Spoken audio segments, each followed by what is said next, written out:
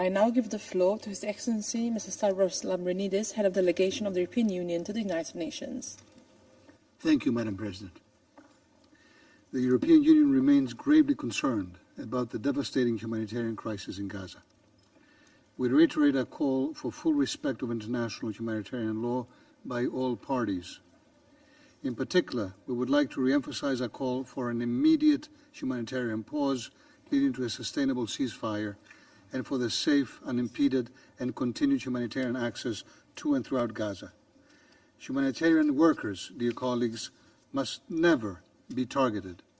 We share our condolences to the loved ones of all humanitarian workers killed in Gaza, including UNRWA and other UN workers and international and local organization staff.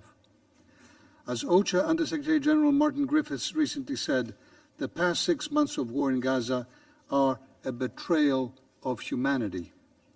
Addressing the imminent famine in Gaza urgently requires a comprehensive approach that combines political action, strict adherence to international humanitarian law, unimpeded sustained humanitarian access for aid delivery, commercial access, along with the restoration of essential services.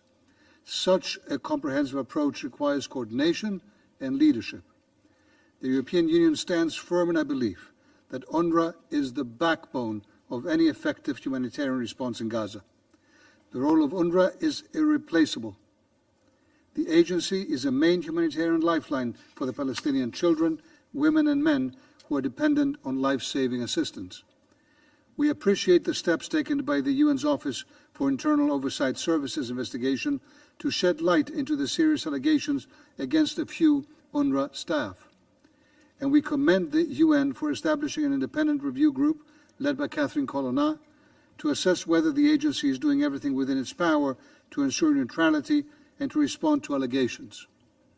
From the preliminary results, we remain convinced that UNRWA is an essential part of delivering desperately needed aid to the people in Gaza. We are glad that many donors who had initially suspended their funding have resumed their support of UNRWA based on the results of these assessments. As a long-standing humanitarian donor, the European Union will continue to cooperate closely with the UN, including UNRWA, and humanitarian partners in the region in line with the humanitarian principles of humanity, neutrality, impartiality and independence.